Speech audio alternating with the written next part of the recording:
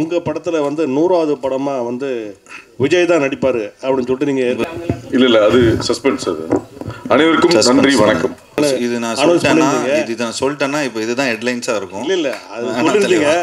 ஆனால் 100வது படம் என்ன எடுக்கிறாங்க தெரியல. அப்பா தெரியல சார். தெரியல சார். அதான் கொஞ்சம் அவர் வந்து கடைசி படம் அறிவிச்சிட்டாரு, அதனால தான் கேட்டேன். அப்படியா சார்? தெரியல சார். நான் எனக்கு இந்த நியூஸு. பட் ஏதாவது மிரக்கல் நடந்தாலும் நடக்கும்னு நினைக்கிறேன் சார். இந்த வழக்கமாக அந்த பேய் படங்கள் அப்படின்னா ரொம்ப டார்க்காக தான் இருக்கும் படங்கள், சீன்ஸ் எல்லாம். பட் இந்த படத்தை பொறுத்தவரையிலும் ஆரம்பத்துலேருந்து ரொம்ப பிரைட்டாக கலர்ஃபுல்லாக இருக்குது. அதுக்கு என்ன காரணம் சார்? நீங்கள் கேட்டிங்களா நல்லா பிரைட்டாக இருக்கணும்னு. கொஞ்சம் குழந்தைங்கள்லாம் கொஞ்சம் பயப்படாமல் இருக்கிறதுக்காக கொஞ்சம் ஒரு PG-13 ஃபிலிம் சார். டார்க்காக பண்ணிட்டா அப்புறம் A சர்டிஃபிகேட் கொடுத்துருவாங்க. அப்புறம் நீங்கள் மட்டும்தான் வருவீங்க படத்து. ஏற்கனவே எங்கள் ஹீரோயின்லாம் ரொம்ப அழகு தான், அதுக்கு மேலேயும் காமிச்சிருக்காப்புல. அப்புறம் ஜீவா சார், அப்புறம் உங்ககிட்ட இன்னொரு கேள்வி. ஆமாம் சார், நீங்கள் வந்து அவர் தான் ரொம்ப நேரமாக ராசி மேம் கேட்குறாங்க, யார் கேள்வி கேட்குறாங்கன்னே தெரியல. நீங்கள் ஒரு ப்ரொடியூசரோட பையங்கிறதுனால தான் அடுத்த படம் நான் காசு இல்லாமல் கூட பண்ணுவேன் அப்படின்னு சாருக்காக சொன்னீங்களா? இல்லை செலவு ஜாஸ்தி ஆகிடுச்சு. ஏன்னா உங்கள் நண்பர்களும் நிறைய ஹீரோக்கள் இருக்காங்க, உங்கள் சேம் செட்டு எல்லாரும் அப்படி ஒத்துப்பாங்களா? இல்லை உங்கள் பெருந்தன்மையான குணமா? இந்த படத்துக்கு அப்பாற்பட்ட கேள்வி, ஆனால் நீங்கள் சம்மந்தப்பட்ட கேள்வி. இன்றைக்கி வந்து ட்ராகான்னு சொல்லி அவ்வளோ பெரிய ஜெயிச்சிருக்கிறாப்புல உங்கள் ஹீரோ, அதாவது உங்கள் டைரக்டர். அவருக்கு AGS 2 படம் அவரை யூஸ் பண்ணிடுச்சு. நீங்கள் தான் அவருக்கு வாய்ப்பு பெருசாக கொடுத்தது டைரக்டராக. அவரை ஹீரோவாக டைரக்டராக ஒரு முயற்சி நடந்ததாக கேள்விப்பட்டோம். அது நடக்குதா? நடந்துட்டு இருக்கு. ஆனால் சமீப கால தமிழ் சினிமா வந்து போன வருஷம் 7 படம் 6 படம் தான் ஓடி இருக்காங்க. இந்த வருஷம் கம்மி. OTT விற்கல, சேட்டலைட் விற்கல, நிறைய பிரச்சனை. கேரளாவில் வந்து ஸ்ட்ரைக் அப்படிலாம் இருக்குது. ஒரு தயாரிப்பாளராக சொல்லுங்கள், தமிழ் சினிமா எப்படி இருக்குது, என்னென்ன சவால்களை ரொம்ப சந்திக்கீங்க, என்னென்ன பிரச்சனைகள்? அதான் இந்த படத்தில் விஜய் சாருக்கு இந்த படத்தில் அந்த மூலிகை பாட்டு வந்து அவ்வளோ பிரமாதமாக இருந்தது. ரீசெண்டாக அப்படி ஒரு லைன்ஸை வந்து எந்த பாட்டுலேயும் கேட்டதாக ஞாபகம் இல்லை. தமிழர் வாழ்வியல் எல்லா விஷயமே ரொம்ப அழகாக சொல்லியிருந்தீங்க, பிரமிப்பாக இருந்தது. உங்கள் கவிதை தெரியும், இந்த பாட்டு வேறு லெவலில் இருந்தது. பாராட்டுக்கள் சார். ரொம்ப நன்றி செந்தில் சார். ஏன்னா இந்த பாட்டு உண்மையிலுமே இந்த படத்தில் எங்கள் டீமில் எல்லாருக்கும் பிடிச்ச பாட்டு. ஆனால் இந்த பாட்டுக்கு வந்து பார்த்திங்கன்னா பெரிய பாராட்டே வரல. அது சில நேரம் அப்படி ஆகிடும். நல்ல லிரிக்ஸ் வந்து மக்களால் பெருசாக சில நேரங்களில். ஆனால் நீங்கள் இப்போ முதல் முறையாக சொன்னது இது ஒரு துவக்கமாக இருக்கும்னு நான் நம்புகிறேன். நன்றி சார். நிச்சயம். ரொம்ப நன்றி. விஜய் சார், உங்களோட பாடல்கள் எல்லாமே அழகாக இருக்கும். ஸோ இந்த படத்தில் நீங்கள் இயக்குற படத்துக்கு வந்து பாட்டு வரிகள் வந்து பார்த்து எழுதியிருக்கீங்க. அண்ட் ஞாபகங்கள் படத்தில் நடிச்சிங்க, அதன் பிறகு வந்து ஸ்ட்ராபெரி இந்த படத்தில் நடிச்சிருக்கீங்களா? ஏதாவது கேமியோ உண்டா? சும்மா ஒரு சின்ன ரோல் நடிச்சிருக்கேன். ஓகே, அது ஒரு சர்ப்ரைஸாக இருக்கட்டும். சூப்பர். ஜீவா, உங்களுக்கு சுந்தர் சி லாரன்ஸ் மாஸ்லாம் எப்படி பேய் வச்சு நிறைய படங்கள் பண்ணுறாங்க? ஏன்னா தமிழ் சினிமாவில் 100 crore கிளப் மாதிரி இப்போ பேய் கிளப்பில் அவங்களாம் இருக்காங்க, சுந்தர் சி லாரன்ஸ்லாம். இப்போ நீங்களும் ஜாயின் ஆகிட்டீங்க, வரிசையாக பேய் படங்கள் எதிர்பார்க்கலாமா? ஃபஸ்ட்டு 100 கோடி கலெக்ட் ஆகட்டும், அதுக்கப்புறம் நம்ம நிச்சயமாக அதே மாதிரி வரிசையாக நிறைய படங்கள் பண்ணுவோம். Super, thank you. ஏன்னா அங்கே யாரும் நடக்காதீங்க. ஆமாம் சார்.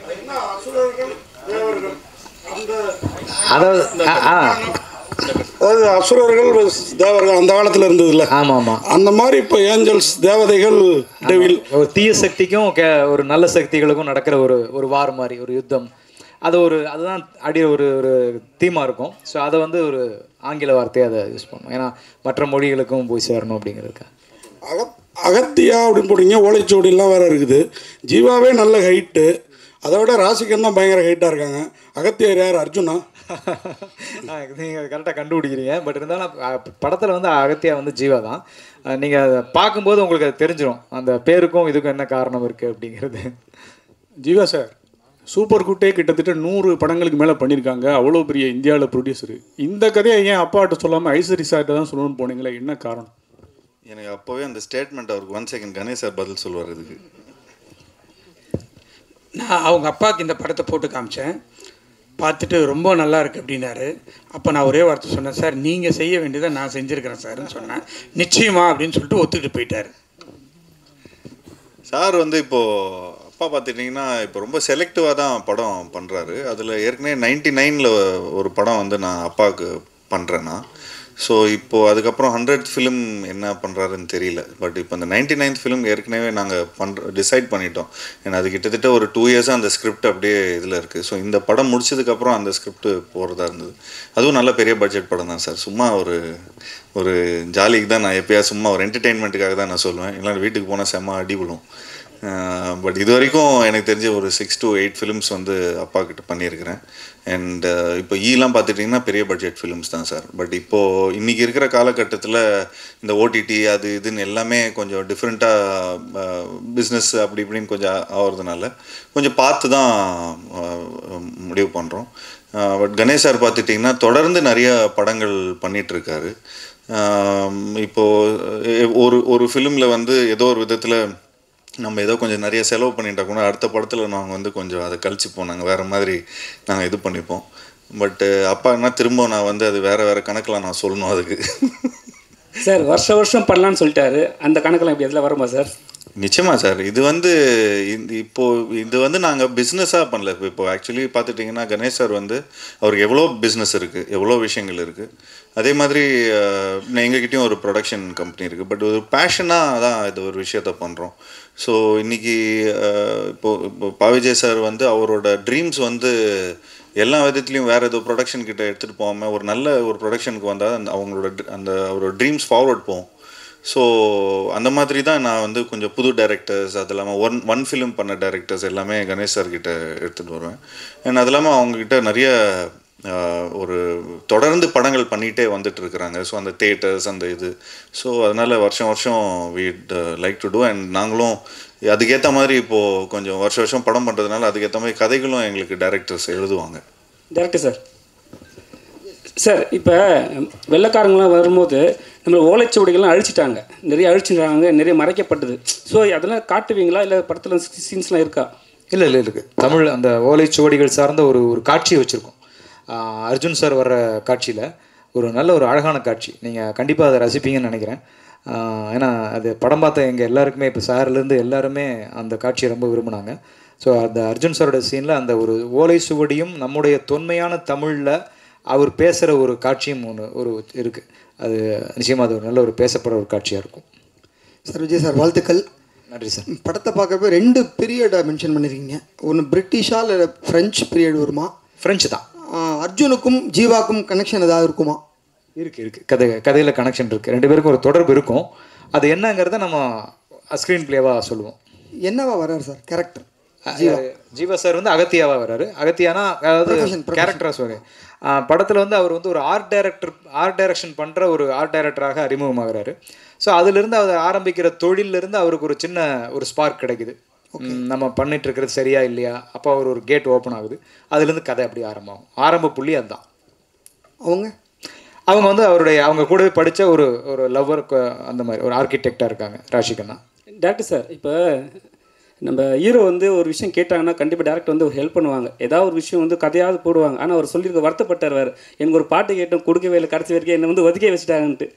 அது அப்போயே சொன்னார் உங்ககிட்ட? இல்லை சொன்னார் சொல்லிட்டு சார்கிட்டையும் சொன்னார், இந்த மாதிரி நம்ம ஒரு ப்ரொமோஷன் சாங் பண்ணலாம் சார் அப்படின்னு.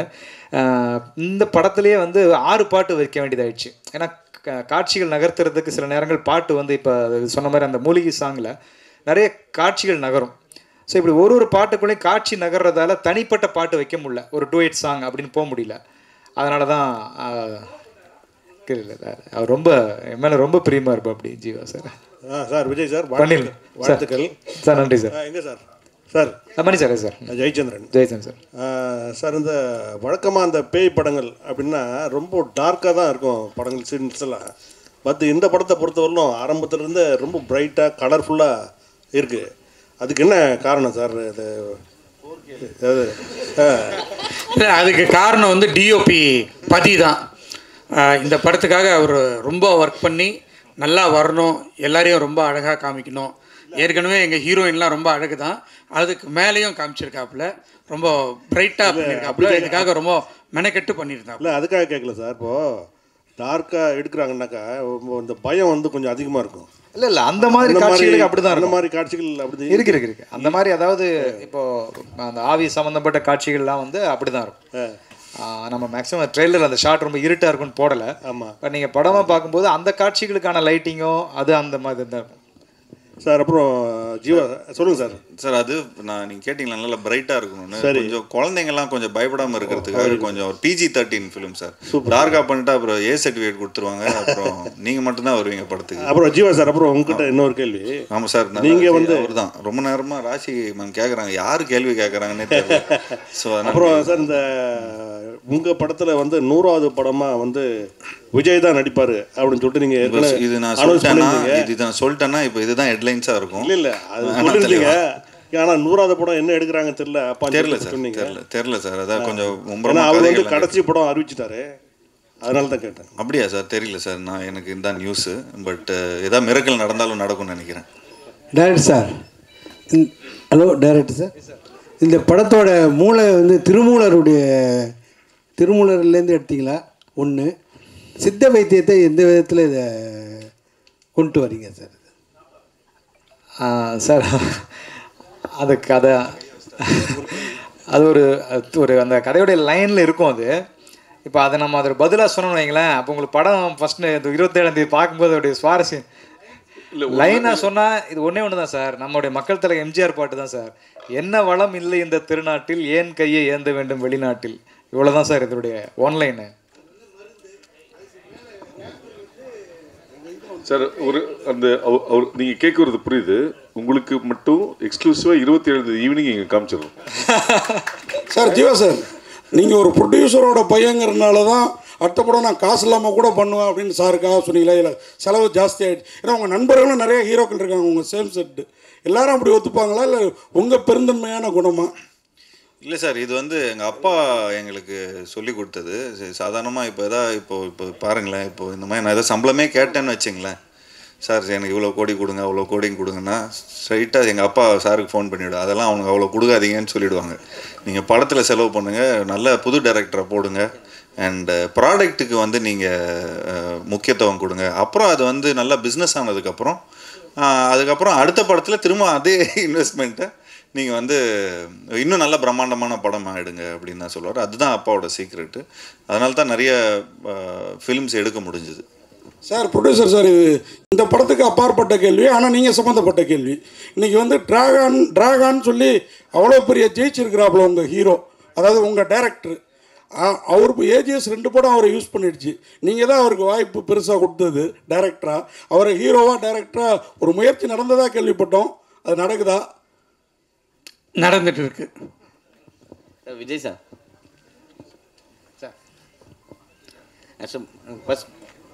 ஃபஸ்ட்டு பாடலாசிரியராக இருந்தீங்க, அப்புறம் நடிகரானீங்க, இருந்துட்டு இருக்கீங்க. நீங்கள் நான் பேசணும்ல வந்துட்டாருல, பாடலாசிரியராக இருந்துட்டு இருக்கீங்க, இயக்குனராக வந்துட்டீங்க, நடிகராகவும் இருந்தீங்க. அடுத்து ப்ரொடியூசராக எப்போ வர போகிறீங்க? இந்த ஸ்ட்ராபெரி என்னோட படம் தான், நான் ப்ரொடியூஸ் பண்ண படம் தான். பட் இதுக்கப்புறம் ப்ரொடியூஸ் பண்ண மாட்டேன், ஒன்லி டைரக்ஷன் படம் அந்த மாதிரி தான். சித்த மருத்துவம் இப்போ வந்து கொரோனா டைமில் தான் எல்லாருக்கும் தெரிய ஆரம்பிச்சுது. கேன்சர் கூட அதில் வந்து மருந்துகள் இருக்குன்னு சொல்லியிருக்காங்க. இது முற்றிலும் வந்து ஆங்கிலேயர் அந்த டைமில் தான் அந்த இது அழிக்கப்பட்டதுன்னு நீங்கள் நினைக்கிறீங்களா? இல்லை சார், அவங்க யாரும் நம்மளை அழிக்கவே இல்லை சார். அவன் அழிக்க வந்தவங்கள்ட்ட நம்ம தான் பறி கொடுத்தோம். ஸோ அவன் வந்து அந்நியர்கள் வந்து அழிச்சாங்கங்கிறது அது கதை கிடையாது. என்ன சொல்கிறது, ஒரு காலகட்டங்களில் வந்து சில கண்டுபிடிப்புகள் நம்ம வந்து புறக்கணிச்சாங்க. நம்மளுடைய முன்னோர்கள் மூதாதையர்களுடைய அறிவையும் நம்ம கண்டுபிடிச்ச விஷயங்களையும் வந்து இங்கே இருட்டடிப்பு செய்யப்பட்டது.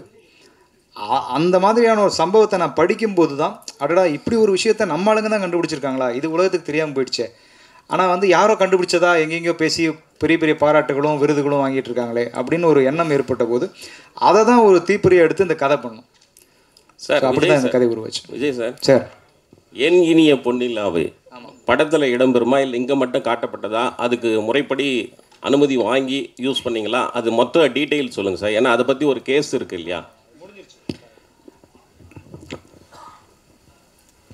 அது வந்து முறையாக இளையராஜா சார்கிட்டேருந்து வாங்கி பண்ணோம். அதுக்கு பிறகு வந்து சரிகமாக தான் அதனுடைய அவங்க ஓனர்னு சொல்லிட்டு அவங்க கோர்ட்டுக்கு போனாங்க.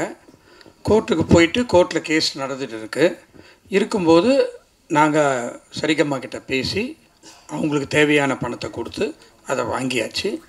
இப்போது தேட்டரில் என் இனிய பொன்னிலாவே நீங்கள் பார்க்கலாம் சார். தமிழில் மாத்திரம் இல்லை, இந்தியா லெவலில் அதிக படங்களை தயாரிக்கிறது வந்து வேல்ஸாக இருக்குது.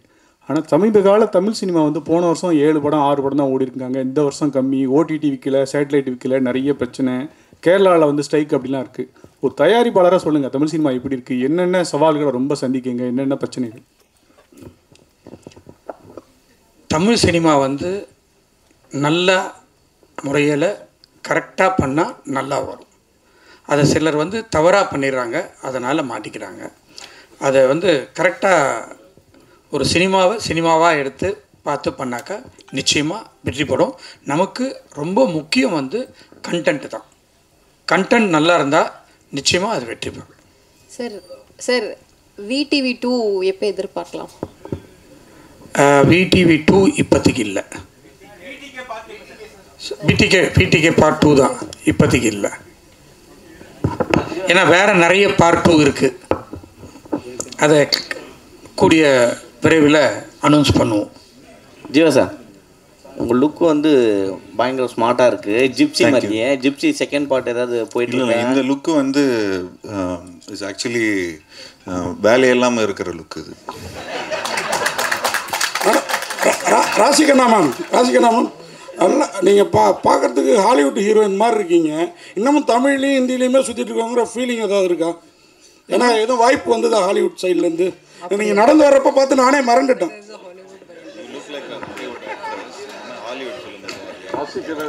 வரலையே சார், நான் வெயிட் பண்ணுறேன். பண்ணணும். தேங்க்யூ. நன்றி. இங்கே கோயின்சிடென்ஸாகவே வந்து அகத்தியா அண்ட் சப்தம் ரெண்டுமே வந்து ஒரே நாளில் ரிலீஸ் ஆகுது. ரெண்டுக்குமே வந்து ஈக்குவலான எக்ஸ்பெக்டேஷன்ஸ் இருக்குது. ரெண்டுமே ஹாண்டட் அண்ட் இந்த மித்தாலஜி அந்த மாதிரியான ஒரு விஷயமா இருக்குது. ஸோ இது யோசிச்சிங்களா? இதை பற்றி எதுவும் போயிட்டுருக்கா உங்களோட தாட் ப்ராசஸ் எதுவும்? யார்கிட்ட? Any one can answer. நானா சார், 2 படமும் ஜெயிக்கட்டுங்க. ஏன்னா 2 படமும் ஜெயிக்கட்டும். அவரும் நல்ல டைரக்டர் வந்து அறிவழகன். அவர் ஈரம்னு ஒரு படம் எடுத்திருந்தார். ஸோ நிச்சயமாக ஒரு டெக்னிக்கலாக நிறையா எடுத்திருப்பார். அண்ட் நிச்சயமாக 2 படமும் ஜெயிக்கட்டும். அண்ட் ஸோ எங்கள் படம் இன்னும் கொஞ்சம் நல்லா கலெக்ஷன் பண்ணணும்னு வேண்டிக்கிறோம். பாவிஜய் சார், ஆக்சுவலி இந்த படத்தோட அந்த ட்ரெய்லர்லேயே நிறைய விஷயங்கள் வந்து சொல்கிற மாதிரி இருந்துச்சு. நீங்கள் இதுக்கு இன்ஸ்பிரேஷனாக ஏதாவது புக் இருக்கா? இல்லை இப்போ சொல்லனாலும் ஓகே, எனிதிங் ரொம்ப இம்பார்ட்டண்டான புக் பிஹைண்டில் இருக்கா? இல்லை, இப்போ சார் ஒருத்தர் கேட்ட மாதிரி தான், இது திருமூலர் சம்மந்தப்பட்ட விஷயமானு கேட்டாங்க இல்லையா? அந்த மாதிரி நம்ம முன்னோர்கள் எழுதினது தான். திருமூலரும் அருணகிரிநாதர் எழுதின சில புத்தகங்கள், அதில் இருக்கிற குறிப்புகள். ஸோ இதுதான், இதை வச்சு தான் நம்ம அதை உருவாக்குனது. தீபக் சார், அவருக்கு ஒரு கேள்வி சார். சினிமாட்டோகிராஃபி வந்து ரொம்ப ட்ரீமியாக இருக்குது, நிறைய லேயர்ஸ் இருக்கிற மாதிரி இருக்குது. என்ன சவால் இருந்தது உங்களுக்கு இந்த படத்தோட சினிமாட்டோகிராஃபியில்? ஆக்சுவலாக எனக்கு என்னென்னா சார், நம்ம நிறைய படம் பீரியட் பார்த்துருப்போம். நானே வந்து ரெஃபரன்ஸ்க்கு நிறைய பீரியட் ஃபிலிம்ஸ்லாம் நம்ம தமிழ் படங்களையும் வந்திருக்கோம், இங்கிலீஷ்லேயும் வந்திருக்கோம். எனக்கு இதில் ஆக்சுவலாக டோனெல்லாம் ஒர்க் பண்ணணுன்னு சொல்லிவிட்டு நாங்கள் ரொம்ப பேஸ்லேருந்தே ரொம்ப டிசிப்ளினாக நம்ம நிறைய கலர்ஸ் அவாய்ட் பண்ணிடலாம்னு சொல்லிட்டு பீரியட் போர்ஷன்லாம் நாங்கள் மோஸ்ட்டாக ப்ளூவை டோட்டலாக கட் பண்ணிட்டோம் சார். அதனால தான் எனக்கு ஃபைனலாக டோன் பண்ணும்போது ஒரு டிஃப்ரெண்ட்டான ஒரு லுக்கு கொடுக்க முடிஞ்சது பீரியட் போர்ஷனில். இன்னொன்று வந்து நிறைய ப்ளூ மேட்டில் ஷூட் பண்ணோம். ப்ளூ மேட்னா நம்ம ஜஸ்ட்டு ப்ளூ மேட்டில் ஷூட் பண்ணிவிட்டு அப்படியே நம்ம போஸ்ட்டில் கொடுத்துட்டா ஒரு பேக்ரவுண்ட் வச்சுருவாங்க, அப்படி கிடையாது. நம்ம வந்து டோட்டலாக அந்த பேக்ரவுண்டில் அந்த எண்டு லேயர் வரைக்கும் என்ன வருதுன்ட்டு ரீட் பண்ணிவிட்டு இங்கே ஃபோர்க்ரவுண்ட் லைட் பண்ணால் தான் நம்மளுக்கு வந்து நாளைக்கு அந்த ப்ளூ மேட்டை நம்ம ரீப்ளேஸ் பண்ணும்போது அந்த லைவ்னஸ் கிடைக்கும். அது கன்ஃபார்மாக இந்த படத்தில் நம்ம வந்து ஆடியன்ஸாக ஒரு விஷுவலாக ஒரு 100% ஒரு விஷுவல் ட்ரீட்டாக இருக்கும். அதே மாதிரி சார் ஒருத்தர் கேட்டார் ரொம்ப பிரைட்டாக இருந்ததுன்னு சொல்லிட்டு. ஹாரர் சீக்வன்ஸ் ஃபுல்லாகவே ரொம்ப ஹாண்டடாக தான் இருக்கும், ரொம்ப டார்க் அது மாதிரி தான் இருக்கும். நாங்கள் எதுவுமே அதை இப்போ நீங்கள் பார்த்து இதில் ரிவீல் பண்ணல. நீங்கள் 27 படம் பார்க்கும்போது உங்களுக்கு அந்த ஒரு ஃபீல் இருக்கும் சார் கண்டிப்பாக. ஜியோ சார், இல்லை வேலை வெட்டியே இல்லைன்றீங்க, லுக்கு சூப்பராக வருதுன்னு சொன்னீங்க. கதை சொல்கிறதுக்கு யாரும் வரது இல்லையா உங்ககிட்ட? ஆமாம், கதை சொல்கிறதுக்கு வருது. அப்படிலாம் இல்லைங்க. ஏன் கதை சொல்கிறதுக்கு வரது இல்லை? ஏன் சொல்ல மாட்டாங்க? இவ்வளோ டேரக்டர்ஸ் வந்து இன்ட்ரடியூஸ் பண்ணியிருக்கிறோம். எனக்கு தெரிஞ்சு எந்த ஆக்டரும் வந்து இவ்வளோ புது டேரக்டர்ஸோட ஒர்க் பண்ணதில்லை. ஐ திங்க் அந்த பெருமை எனக்கு தான் போய் சேரும். அண்ட் நிச்சயமாக நான் இப்போது நம்ம பிளாக் படத்தோட டேரக்டரோட ஒரு படம் பண்ணுறோம். அதுவும் கூடிய சீக்கிரம் அனௌன்ஸ்மெண்ட் வந்துடும். அண்ட் அது இல்லாமல் சூப்பர் குட்டுக்கு ஒரு படம் பண்ணுறோம். அண்ட் அது இல்லாமல் இன்னொரு ஃபிலிம் இப்போது நாங்கள் வந்து ரிலீஸ் ஆகணும், ஒரு காமெடி படம் பண்ணி. நானும் ஒரு டைரக்டர் அமைச்சிருக்கேன். ஆமாம், அவரும் ஒரு சந்தோஷம்னு ஒரு டைரக்டர் அமைச்சிருக்காரு. ஸோ இந்த படம்லாம் ரிலீஸ் ஆனதுக்கப்புறம், அந்த கலெக்ஷன்லாம் போனதுக்கப்புறம் அதுக்கு ஏற்ற மாதிரி சரி பட்ஜெட்டுக்கு ஏற்ற மாதிரி நாங்கள் எங்களோட கதையை கேட்டு அதை முடிவு பண்ணலான்னு இருக்கிறோம். ஓகே.